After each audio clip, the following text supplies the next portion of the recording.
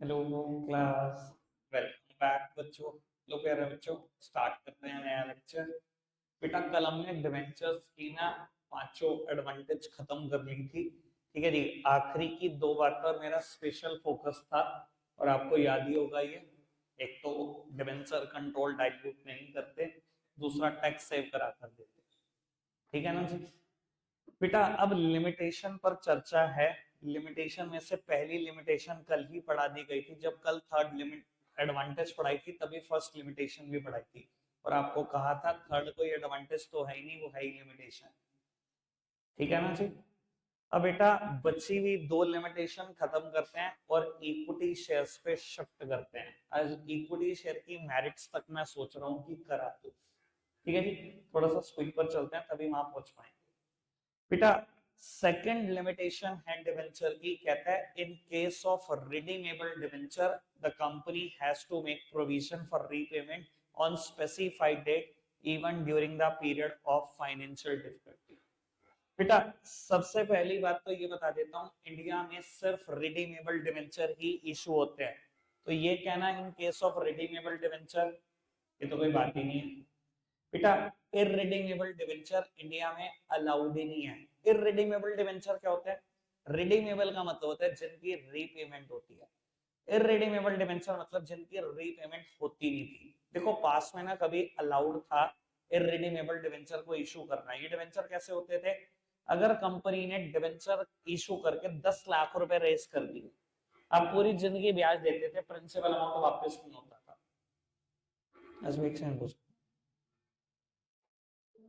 बस साल का 9% ब्याज दिए जा रही है, दिए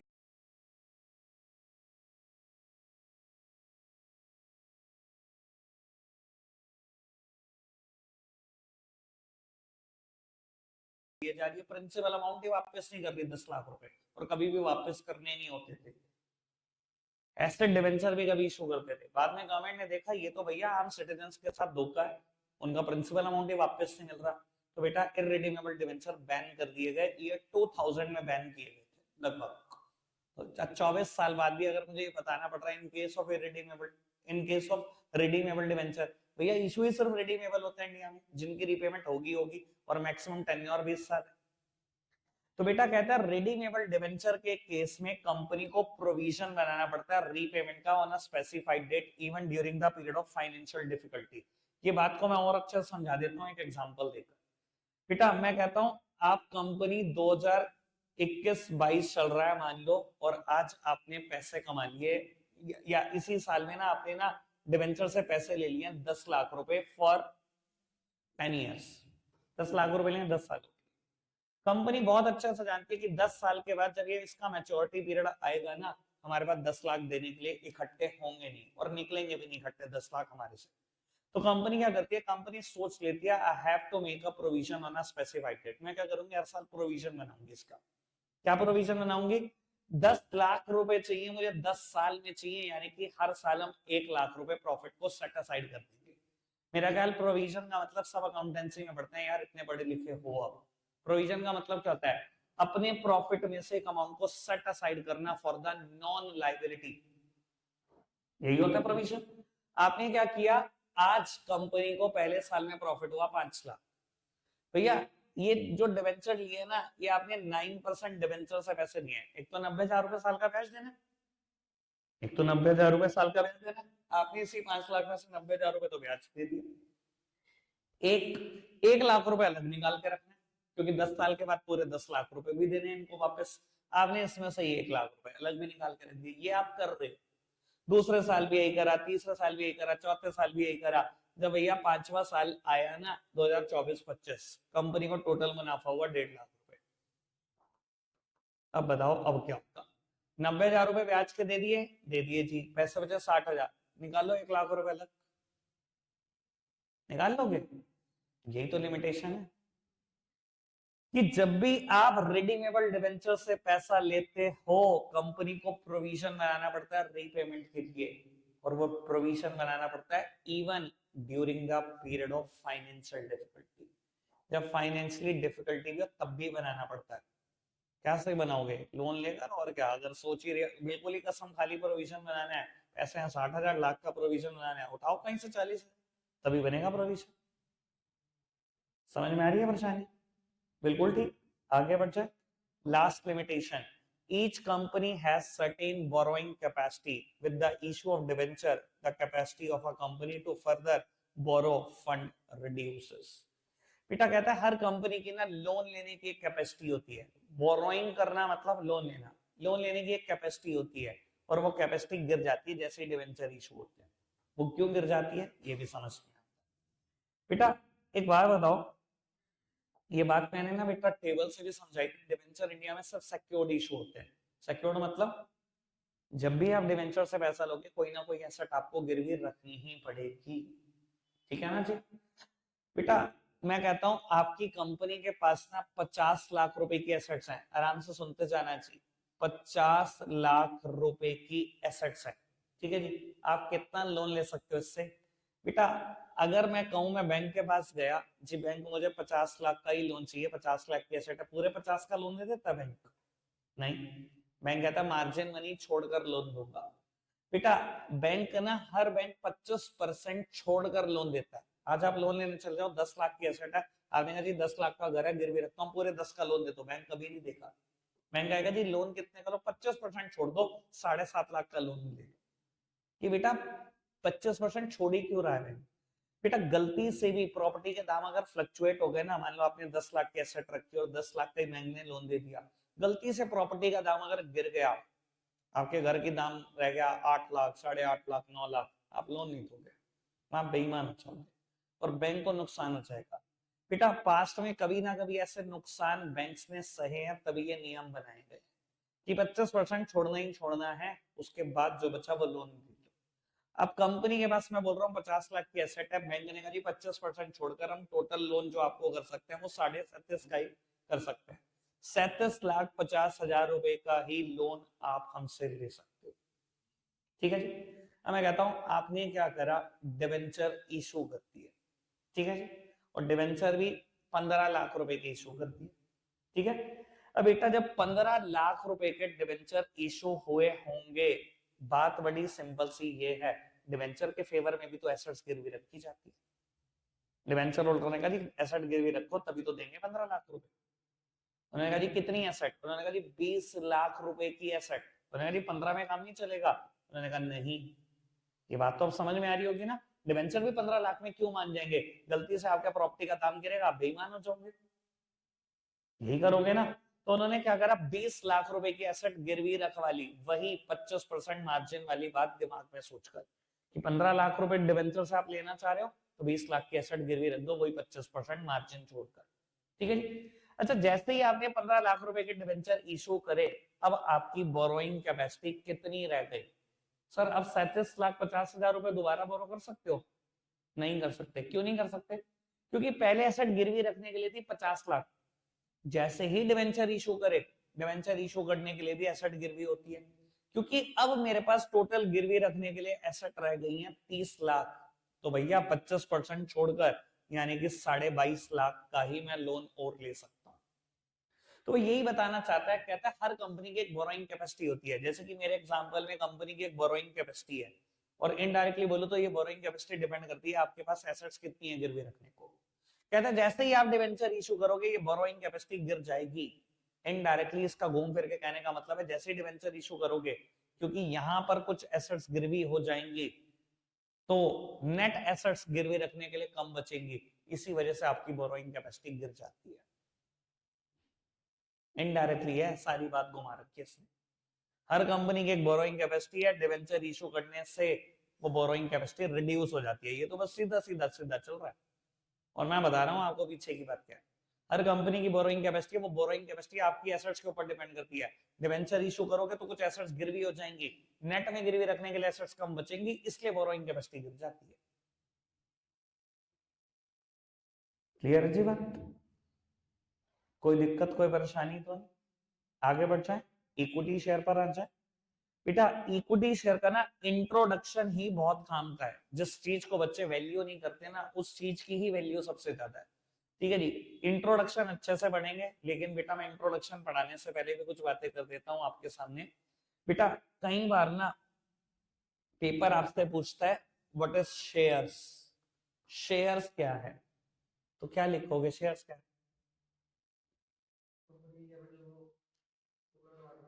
राइट, बिल्कुल बेटा। जैसे एक सोल प्रोप्राइटरशिप की तो कैपिटल बिल्कुल सीधी सीधी सी है, वो अपनी सेविंग 10 लाख रुपए उठा के आके उसकी कैपिटल 10 लाख है। लेकिन कंपनी में तो ऐसा कुछ होता ही नहीं। कंपनी अपने पैसे अपनी कैपिटल कैसे इकट्ठा करती है? शेयर इशू करके। ठीक है जी। कंपनी ने डिसाइड करा मेरा एक शेयर 100 रुपए का होगा और हम 1 लाख शेयर बेचना चाहते हैं, और मैं कहूँ पूरे 1 लाख शेयर बिक गए एट द रेट 100 ईच, तो कंपनी के पास करोड़ रुपए इकट्ठा हो गया, करोड़ रुपए की कैपिटल इकट्ठी हो गई। यहीं से बेटा शेयर की डेफिनेशन बन जाती है, the capital of a company divided into small parts called share. किसी भी कंपनी की कैपिटल छोटे छोटे पार्ट्स में डिवाइडेड होती है, यहाँ एक एक पार्ट 100 रुपए का है बस। The capital of a company is divided into small parts called share. ठीक है जी। The fund raise from the issue of equity share is known as equity share capital. The fund raise from the preference share is known as preference share capital. यही है बस, इतनी simple सी बात है।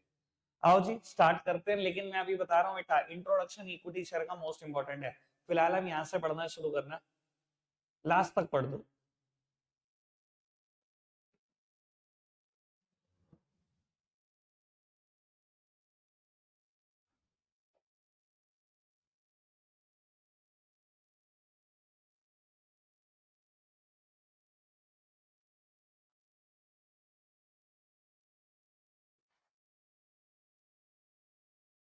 मटर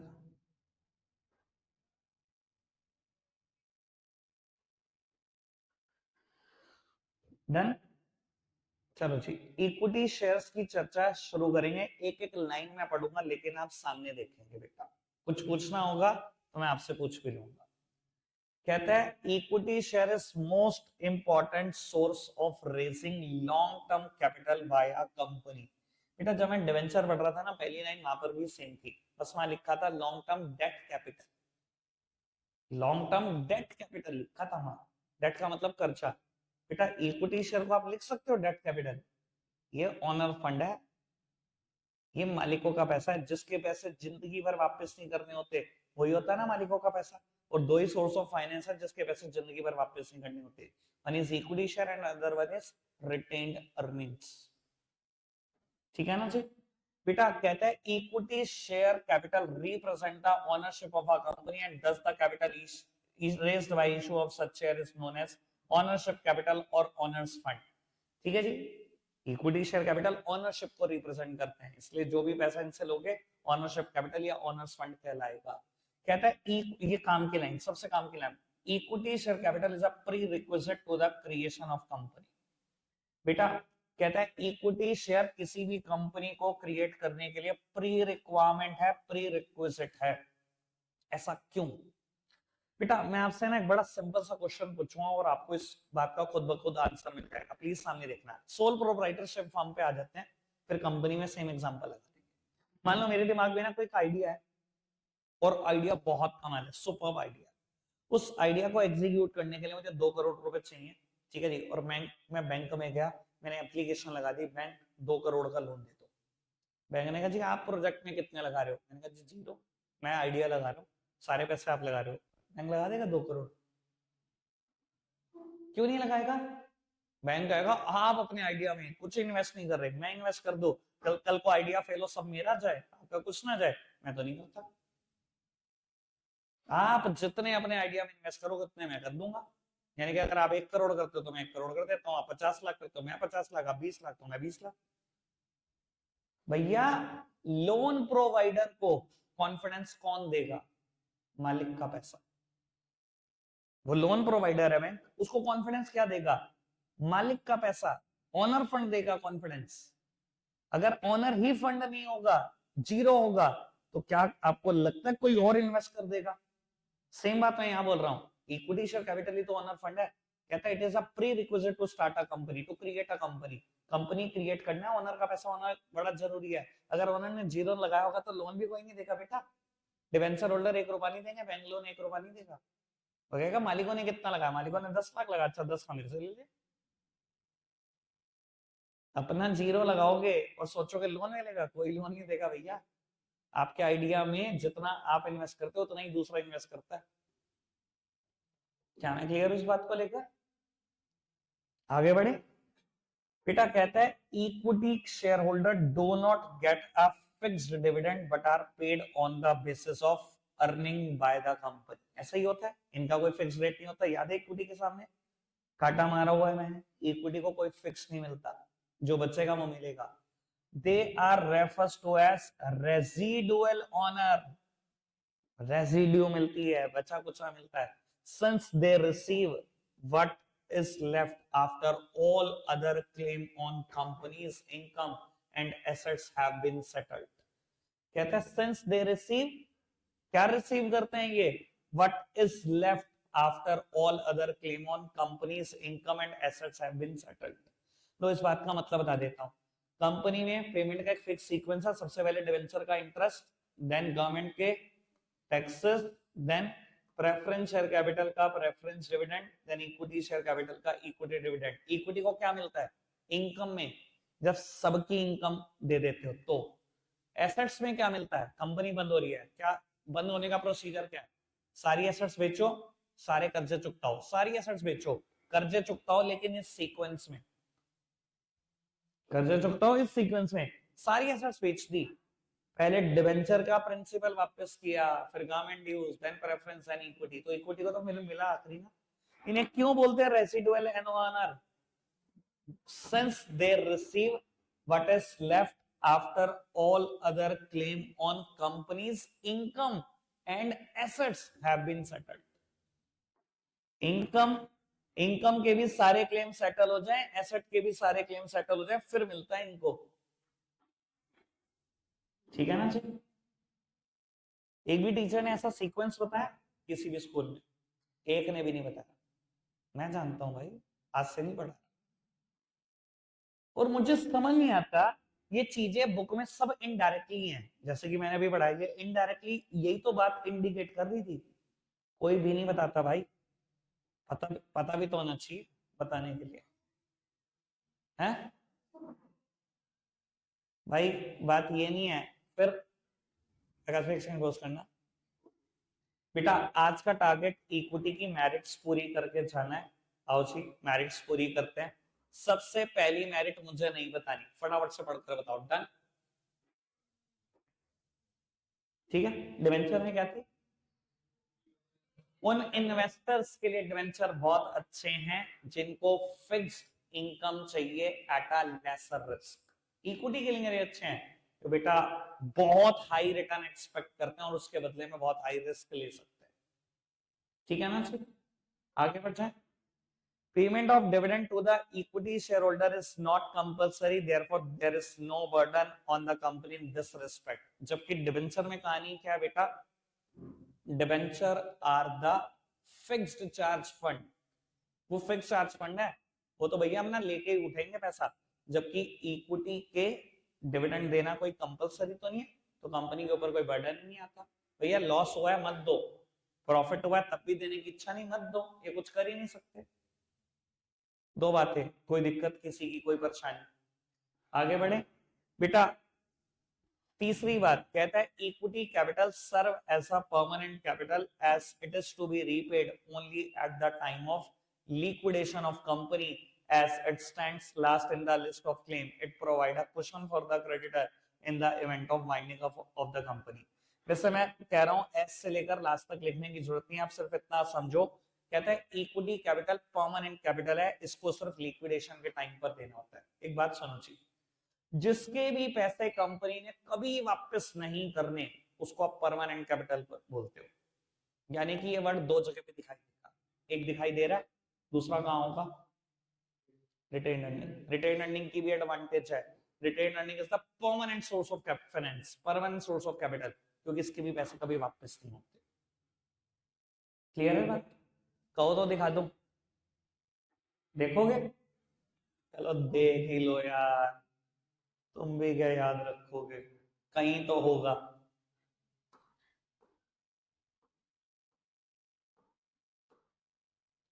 मैरिज शुरू, पहली मेरिट। ठीक है जी? दो ही जगह पे वर्ड होगा पूरे चैप्टर में, दो ही ओनर फंड है, परमानेंट सोर्स ऑफ कैपिटल भी दो ही हैं जिनके पैसे कभी वापस नहीं होते। आओ जी,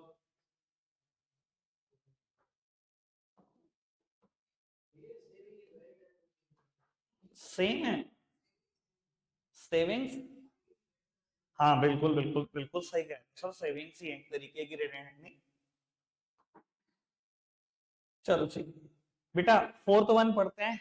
equity capital provide credit worthiness to the company and confidence to the prospective loan provider. यही बात मैंने अभी इंट्रोडक्शन में बोली थी बेटा। इक्विटी कैपिटल की वजह से ही लोन प्रोवाइडर को कॉन्फिडेंस आता है। मैं ये कहूं कि मेरे पास आइडिया बहुत अच्छा, अपने पैसे लगाए हैं 1.5 करोड़, तो उससे चाहिए 20 लाख, एक 70 का ही प्रोजेक्ट है, 1.5 करोड़ अपने लगा दिए, बस 20 लाख शॉर्ट है, लगा दो। हंस खेल के लगाएगा कि नहीं? क्योंकि बैंक को पता क्या रहेगा, अरे अपने 1.5 करोड़ थोड़ी मरवाएगा ये मेरे 20 लाख मरवाने के चक्कर में। यानी कि इसका आइडिया अच्छा है तो बैंक भी इन्वेस्ट करेगा, खुल के इन्वेस्ट करेगा, खुश होकर इन्वेस्ट करेगा। तो भैया कहीं ना कहीं ओनर फंड कॉन्फिडेंस देता है लोन प्रोवाइडर को। और यही मैं कहूं, मैंने 20 लाख लगा रखा है, 1.5 करोड़ तू लगा। कोई बैंक लगाना चाहेगा, कोई भी आगे आएगा, कोई नहीं आपके आइडिया में इन्वेस्ट करता भैया। आपको ही पता है आपका आइडिया कितना अच्छा, तो आप इन्वेस्ट करो तो दूसरा सोचेगा।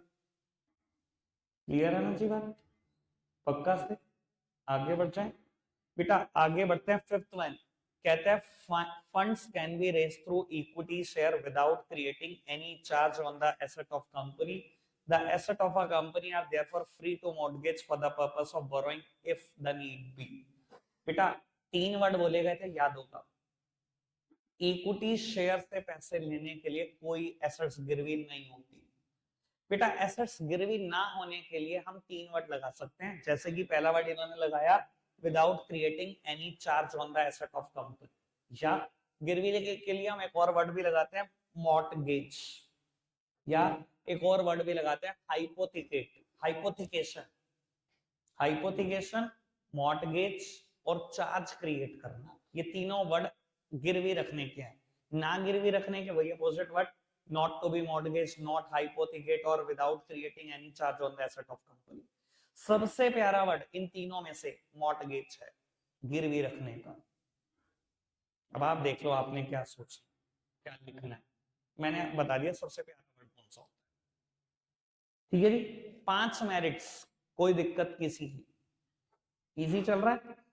अब थोड़ा सा आसान हो जाता है जब डिवेंचर हम एक बार अच्छे से कर लेते हैं। कहते हैं democratic control over management of companies assured due to the voting right of equity share holder.